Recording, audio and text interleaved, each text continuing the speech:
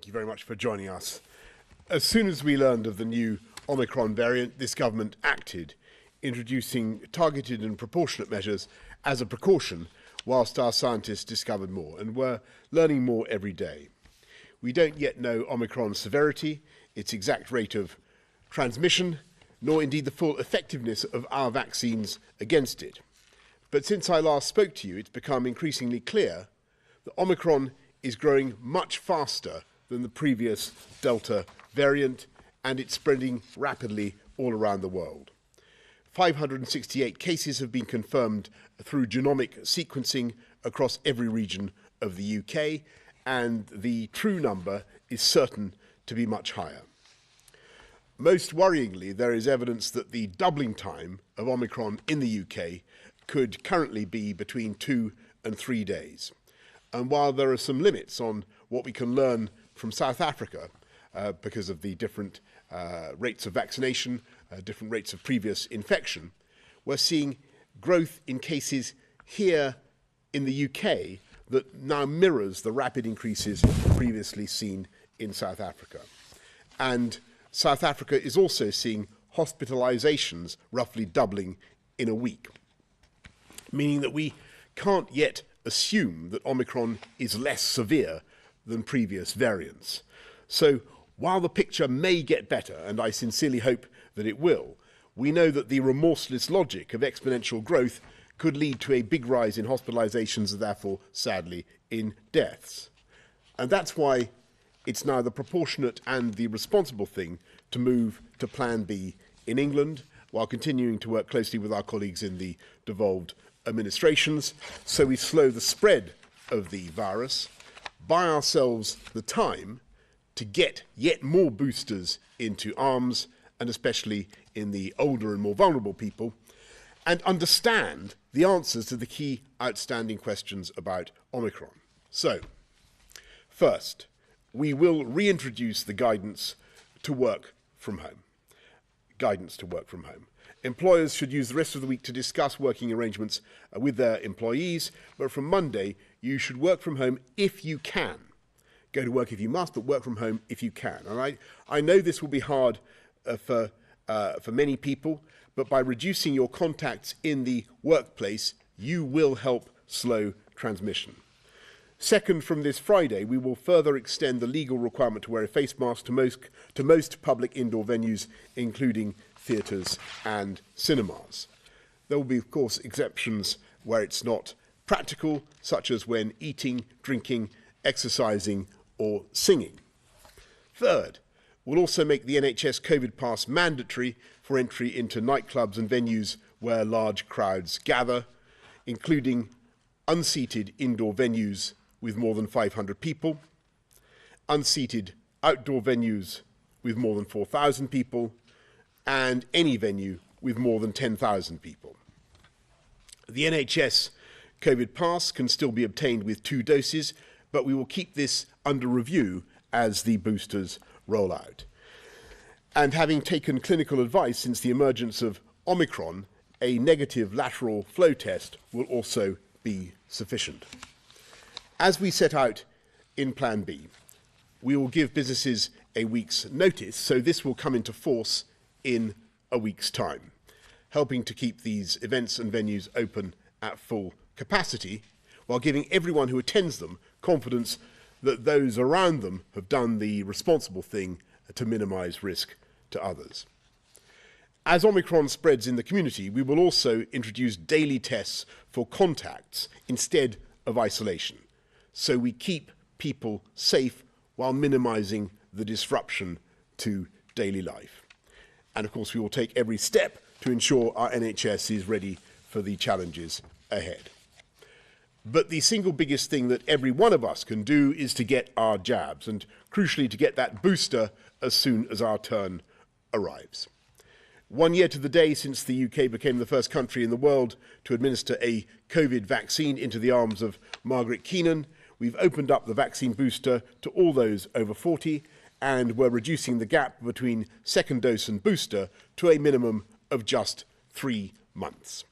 Our heroic NHS staff and volunteers have already done almost 21 million boosters, including reaching 84% of all the eligible over 80s.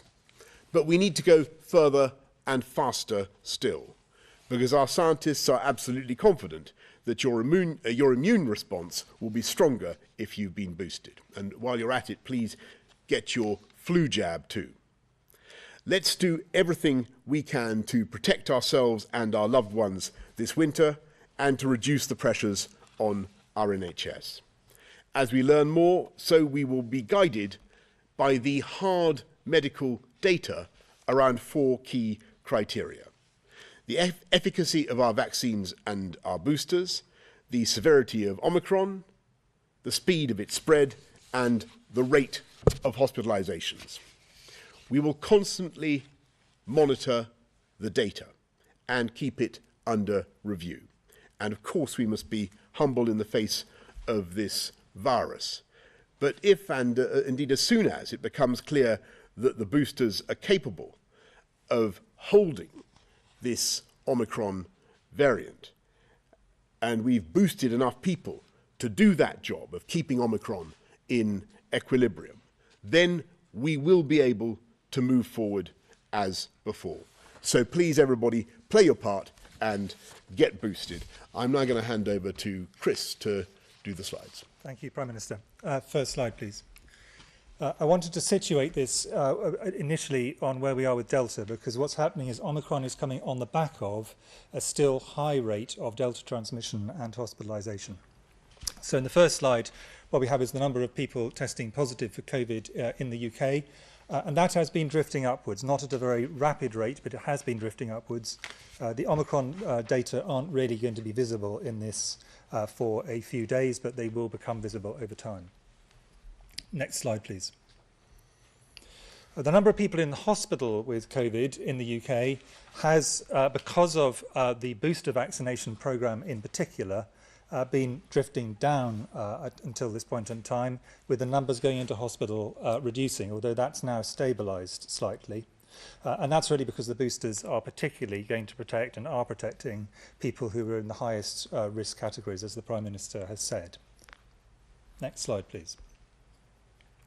And the number of people in the UK who are dying has again gradually been decreasing over time, but is still a daily average of 121 deaths from COVID. So we still have a significant issue with COVID, and I think anybody who speaks to anyone working in the NHS would say that is on top of an incredibly busy system. Next slide, please. In terms of our major countermeasures, of course, the biggest one, as the Prime Minister has said, is boosting. And this is steadily increasing. So we now have over a third of those who are eligible have already had a booster, and they are, by and large, the most vulnerable third. But there's still people who are in higher risk groups who have not been boosted.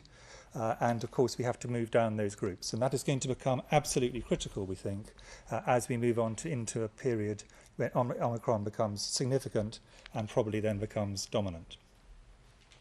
Next slide, please.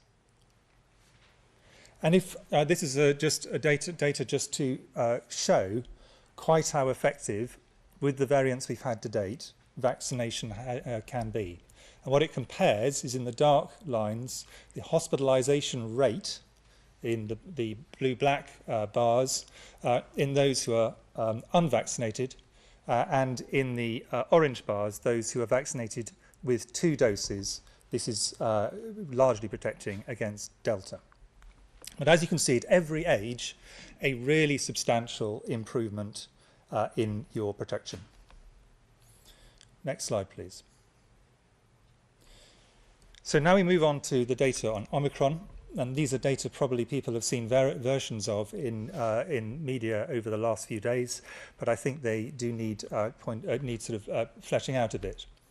So these are the number of people testing positive for COVID-19 in South Africa. At this point in time, the big increase in COVID in South Africa is virtually all the Omicron variant. And this is now spread all around South Africa. And as you can see, this is an incredibly steep increase in rates. And we're now seeing this translating into increases in hospitalisation. So, for example, I was talking to some of my colleagues from South Africa this afternoon. and they were saying that informal data still to be added to, but there was around about a 300% increase on hospitalizations over the last week. So some of those will have come in with Omicron, and some of them will come in as a result of Omicron. But the fact is those numbers are going up very sharply. Next slide, please. So what's happening here in the UK? Well, I'm afraid that the data here are now clear. What you can see here is the number on the left, and on the right the percentage of cases with what's called S gene target failure. This is a marker for Omicron. Virtually all the cases now who've got this marker will have Omicron. A very small number at the bottom will not. And as you can see, whether you look at the absolute count or the percentage, this is going up incredibly fast now. And as the Prime Minister has said, this is doubling at this point in time. It may slow down, and the aim of the measures announced by the Prime Minister is to slow things down, but it's doubling currently between 2 and 3, every 2 and 3 days. That is an extraordinarily fast rate, and you therefore can get, with very small numbers to very large numbers, really quite quickly. Now, the question obviously people reasonably want to ask is, will this feed through to people in hospital, and how quickly? And I think I'd just like to just point out 2 realities. First of all, the first one is a good one. At the moment, the spread is in younger people who you would not expect to go into hospital, and it's once it starts moving up the ages and into vulnerable groups that you'll start to see that. So there will be a lag as it moves into more vulnerable groups. And then we know from previous waves, and this is not particularly surprising, that there is a delay between people becoming infected with COVID and ending up with symptoms and then with hospitalisation. So there's usually about a 2-week delay. We would therefore not expect that these cases, that the case rates in hospital will start to go up for a number of probably 2 to 3 weeks. And in that period, if you're doubling up at the speed we're talking about now, we move from very small numbers to really substantial numbers, and it will keep on doubling. And that really is the reason why these measures have been announced by the Prime Minister as agreed by ministers today. Thank you very much. Thanks very much, Chris. Patrick, anything you want to add? Okay, good. Well, let's go to members of the public then. Dave from Chester. Are mandatory vaccinations being considered, like they are in the EU and other global nations? And if not, why? Why is it acceptable to put measures on our freedoms, but not that on our vaccination statuses?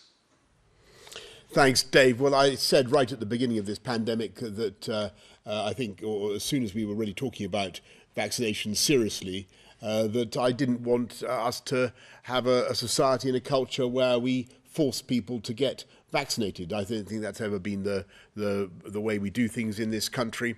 And actually, Dave, we've been able to achieve through the voluntarism of the British people, through their incredible public spiritedness, willingness to roll up their sleeves and get vaccinated, huge numbers, huge proportions of our population. I think that there is going to come a point if we can show that the vaccines are capable of holding of Omicron, and that's the key thing that I think that we need to test. Well, I do think that we're going to have a conversation about ways in which we deal with this pandemic, because I want to be absolutely clear with you. I don't believe we can keep going indefinitely with non-pharmaceutical interventions. I mean restrictions on people's way of life. Where just because a substantial proportion of the population still, sadly, has not got vaccinated. And I think we're going to need to have a national conversation about the way forward and the other things that we can do to protect those who are hard to reach, who haven't got vaccinated for one reason or another, who may have medical reasons why they can't get vaccinated, other ways of protecting them. But that is a stage that I think we will come to if and when we establish, as I hope that we will, that the booster is effective against Omicron, and the booster is capable of holding Omicron, getting us back into that equilibrium that the double jabs got us into with Delta. If follow me. So it's at that moment that I think we will have to talk seriously about moving on from the way from thinking about further NPIs and thinking about other ways in which we protect people. Rachel from Essex.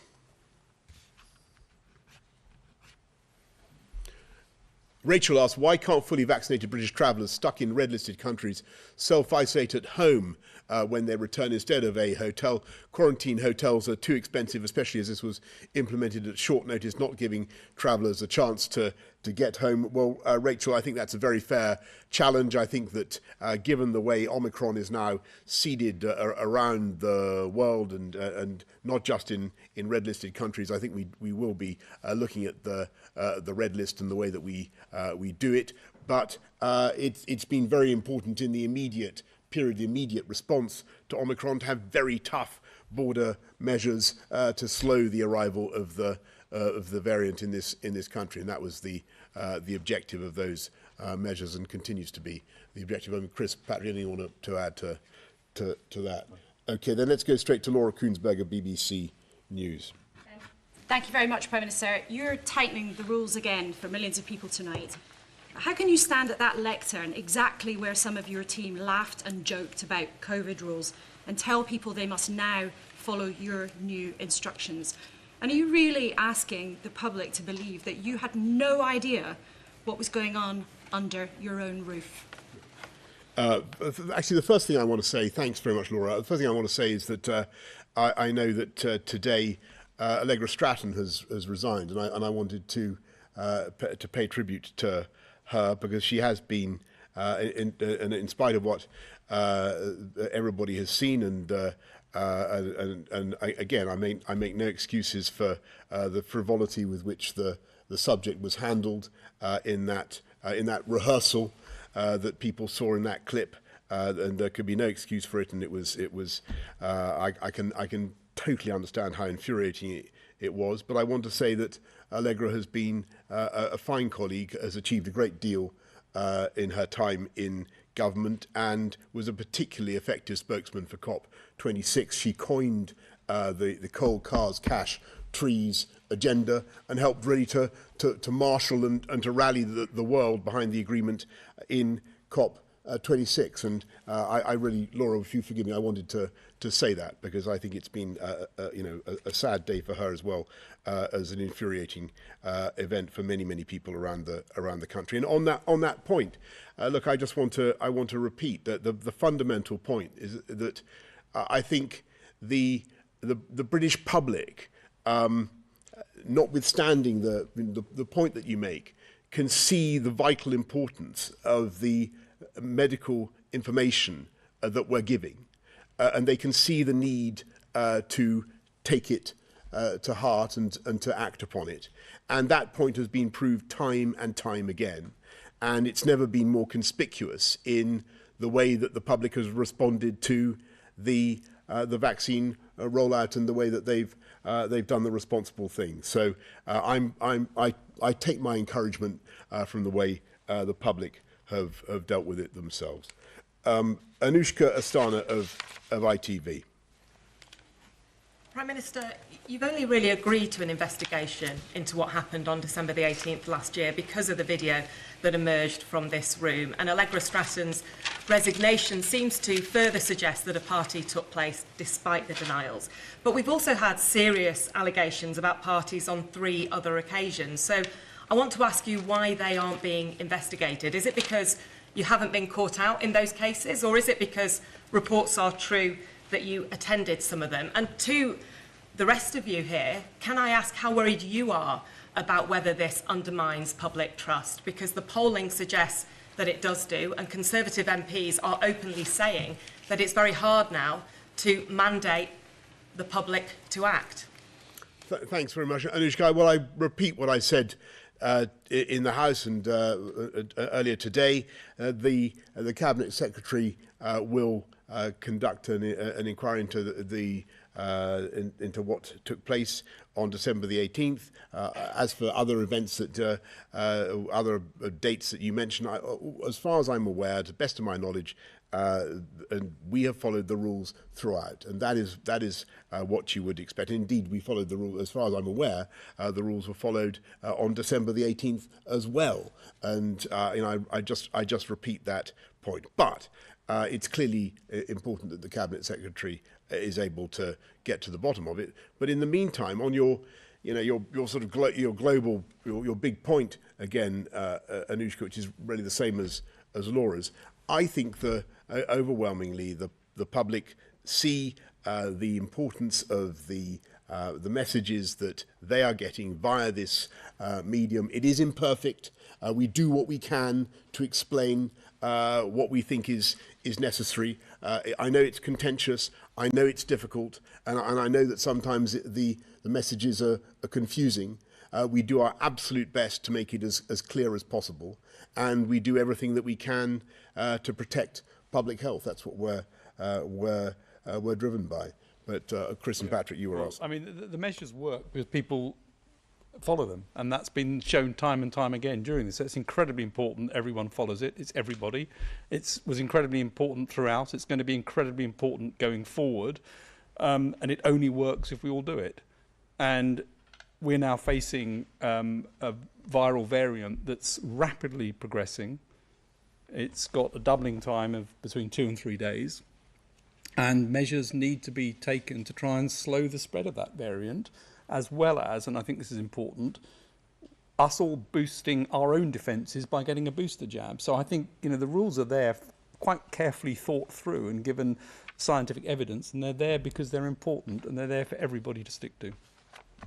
Yeah, if I can just add to that, I mean, I think we all know that people get very angry, including colleagues and friends, and when they feel that it's unfair. And the Prime Minister said that in the House of Commons, and he said it today. That's quite different from people, I think, wanting to actually know what's going on and then make decisions. And I think those two need to be separated. And the point about what we're trying to do is trying to actually say, look, here are the reasons. This is moving very fast, doubling every 2 to 3 days. It is too early for us to be absolutely confident about hospitalisations, but I think you've seen how things have gone before. That's probably the way to bet. And then if we're pleasantly surprised, no one will be happier than I would be, and Patrick and the Prime Minister. We know that it looked as if it was going to be able to evade vaccination, and now clinically we know that it can in terms of infection. So we know that is an issue, therefore the boosters become significantly more important. And we know that we're going early now so as to try and be able to slow this down at an early stage of events. And I think if it's laid out to people in a way that is reasonable, irrespective of other things, people want to know the logic as to why they're doing it, and I hope we're trying to lay out the logic of trying to do that. That's not in any way to try and move away from the earlier point, but I just think those two should be kept separate in people's minds. Thanks very much, Chris. Beth Rigby, Sky. Prime Minister, on Allegra Stratton's resignation, she resigned today. She looked broken as she did it. How did you feel when you watched that statement and watched what she said, heard what she said? And doesn't it lead to your leadership being questioned if others are taking responsibility for things that happen in this place instead of you taking responsibility? And to the scientists, people are going to feel pretty flat today listening to this press conference. They were told to get their jabs, to get their boosters, that we would have an irreversible path out of lockdown, that life would continue. Winter comes, we are now being told that we have to live with restrictions again. Is this just the reality of living with COVID? So this is not just another year this is happening, but this is our lives now for years to come. I think people will be worried about that. Thank you. Yes, just Beth, first on your first point, look, I repeat what I said to Laura. I think that Allegra has been an outstanding spokesperson for the government, for COP.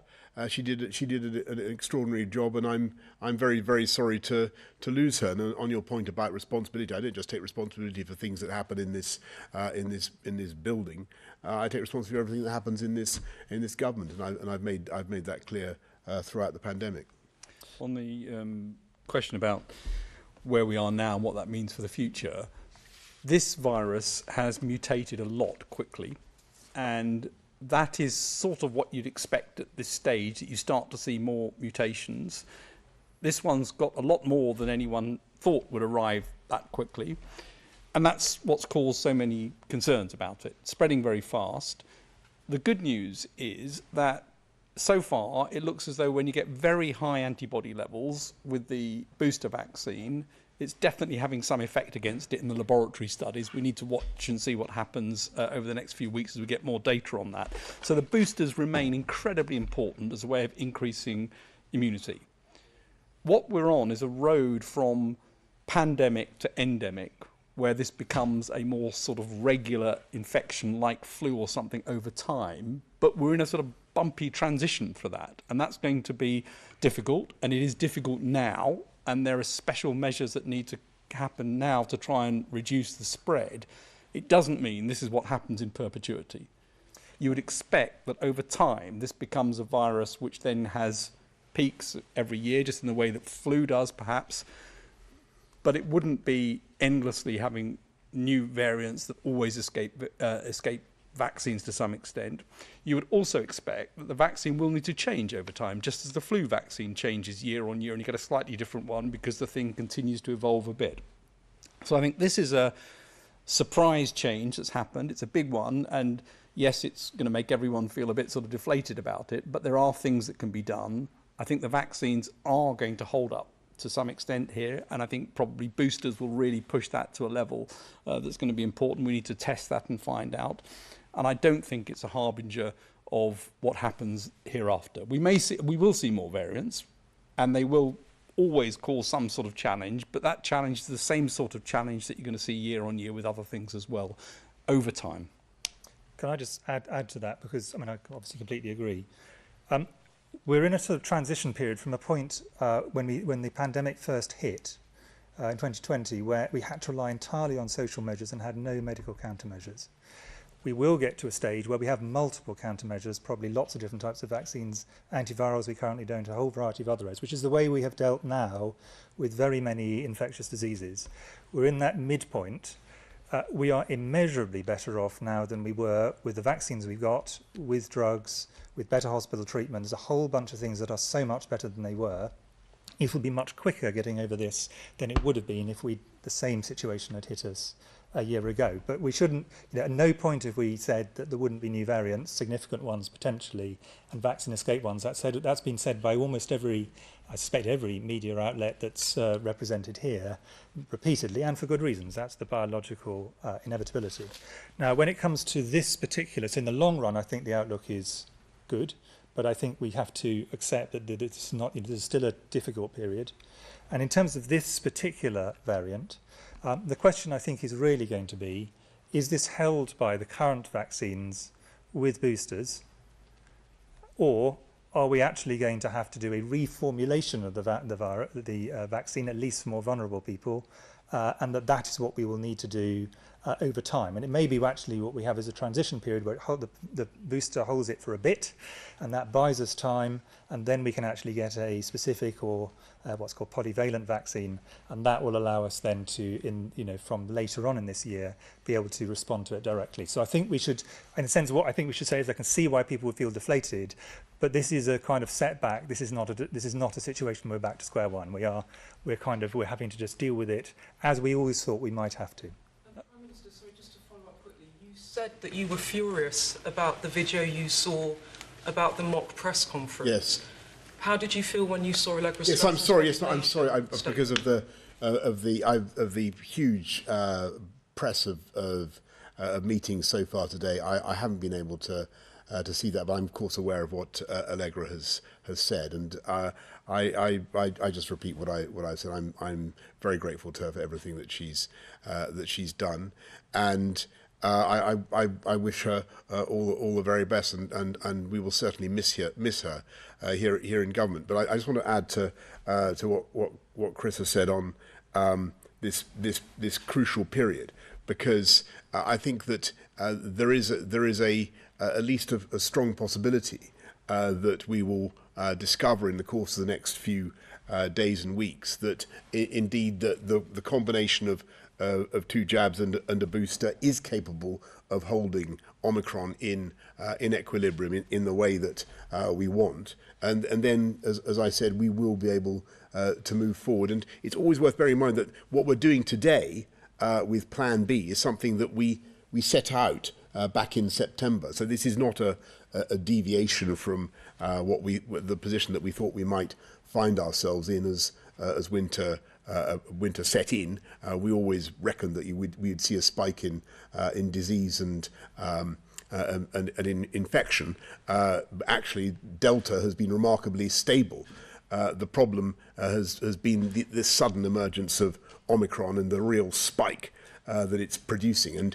And given the potential numbers that Omicron could produce, we just have to respond today in the way that we are. Pippa Crerar from the Mirror. Thank you, Prime Minister. I thought I'd have another go at Anushka's question because I don't think you quite answered it.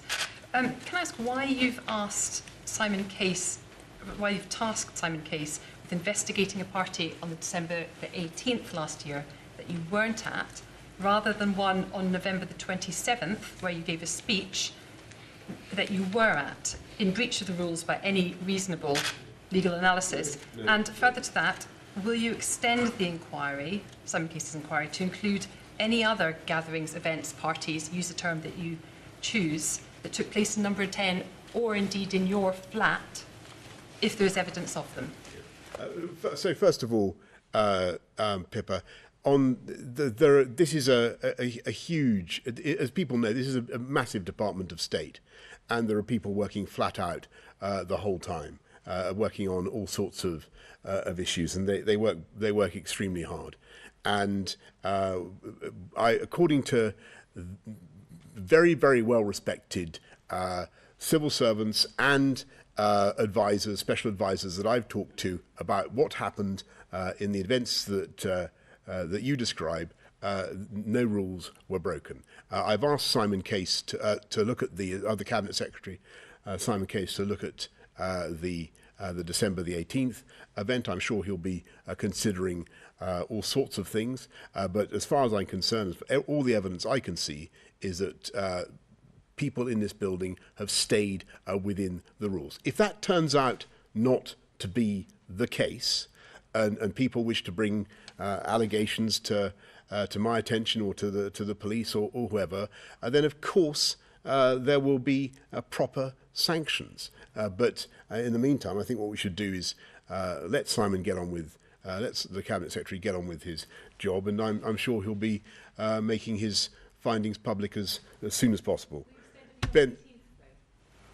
Are you restricting him to looking at December the 18th? I mean, that's the part of the question. The guidance has been, and the rules have been observed at all times, and he's looking at the issue of the 18th of December. He may wish to look at other things. That's a matter, frankly, for him. Ben Riley-Smith of The Telegraph. Thank you, Prime Minister. 3 quick ones. Tory MPs have suggested you pulled this announcement forward to bounce headlines about the Christmas party. Is that true? On Christmas parties and nativities, what's your message now to the country? Is it those should be cancelled? And there's no time limit at all to these new restrictions or when they might be considered. When do you think the earliest point that might be? Mid-January, February or spring? And a quick one for Professor Whitty, just picking up on your point about reformulating the vaccines. Do you think there's a real possibility a lot of people might need a 4th vaccine before next autumn to counter Omicron? Right, thanks very much, Ben. So look, on the first point, we'll just imagine the counterfactual. Colleagues say, or people say that we're somehow making this announcement to coincide with events in politics. Well, actually, imagine if this step were to have been delayed because of political events of one kind or another. What would people say then? You've got to act to protect public health when you've got the clear evidence, and I think I'm right in saying that SAGE only met yesterday to discuss this. The evidence about the transmissibility of the virus has we've been watching it for days, but it's become, I'm afraid, unmissable, not just in South Africa, but in this country as well.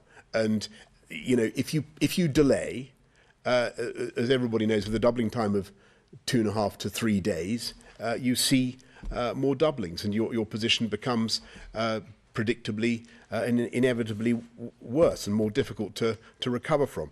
On Christmas, the best way to ensure we all have a Christmas as close to normal as possible is to get on with Plan B. Irritating though it may be, it is not a lockdown.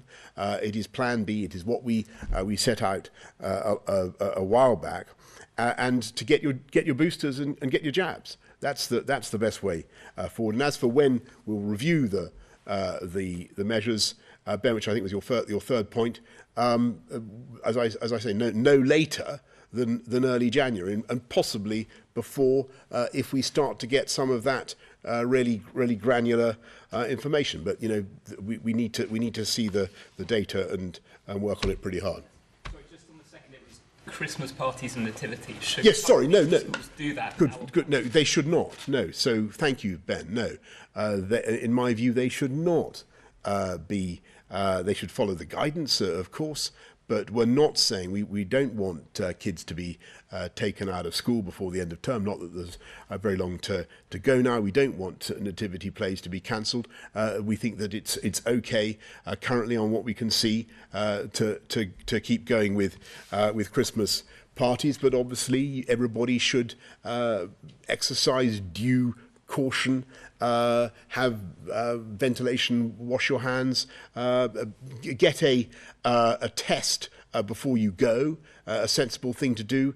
Give yourself or give everybody else at the party the confidence that they're going to be meeting someone who is not contagious. Those are simple things that people can do, but that's what we're saying. On the question you asked me, I think it's far too early to be sure on this. A lot of scientists are doing a lot of work at the moment just to work out what the current 2 doses and different combinations of those and the booster will do with the Omicron variant. And that will help give us some information. I think until then, it's probably not very helpful to speculate. The exception to that is that there's a very small group, but a very important group of people who've got significant immunosuppression, who we're giving 3 doses to as their primary course. They will then get a 4th dose, which is essentially their booster dose. So in that group, the answer is yes. But in the great majority of people at this point, I think the answer is we'll have to wait and see what the data show. Just to build on that, I mean, we've now got vaccine design that allows you to alter them quite easily, and to make, as Chris said, so-called multivalent or polyvalent vaccines against different variants in one go. Those are going to provide breadth of coverage in the future. When they'll be needed, we don't know. We've also got antiviral drugs coming through now. 2 have been reported recently, which have good effects. So there are increasing number of options to look at this, but, and this is important, going back to the timing point, SAGE met last week and met again yesterday, on both occasions, saying that this is spreading rapidly. You don't just watch it spreading rapidly, you need to do something. And that isn't just the boosters. The boosters are incredibly important, but it's also about trying to reduce the possibility of spread, which means reducing social contacts in order to try and achieve that. Thank you. Emilio Casalicchio from Politico. Thanks, Prime Minister. You just suggested that Simon Case could extend this probe beyond just this alleged party on the 18th. The Permanent Secretary for the Department for Education today said that party that happened in DFE that they apologised for will be included in that probe. So obviously it's quite flexible. So would you encourage Simon Case to look at all allegations of all parties that might have happened in Downing Street last year? And also, would you commit to the inquiry being published before the end of the year? How quickly would you like to see it done? Yeah. And then I've got a question for the scientists, maybe all 3 of you. Obviously, you've just announced new restrictions, including a recommendation from work from home. Is the fact that we're here doing this now not a mark of failure? We should have fixed the roof while the sun was shining, surely, with the pandemic. Prepare the vaccine booster rollout so it could have been done at lightning speed, but instead it's been quite slow to get this new part of the rollout sorted. Actually created a proper world-beating test and trace system, but it feels like we're still not quite there yet as well. We went through devastation last year, but it feels like we still haven't completely learned our lessons. And when are we going to learn? Because next time we might be hit by a virus that's much more dangerous than the pandemic. So are we going to be actually ready by then? Right. Well, look, I mean, just can I get Amelia? Can I just go back on some of the things you've just said? I think it is worth people bearing in mind that there are a lot of countries in our immediate neighbourhood that have got restrictions already far tougher than ours and tougher than the ones that we're asking people to implement now, much tougher. And I think people should also bear it, and that's because we had the fastest vaccine rollout in Europe. Emilio, just to remind you of that.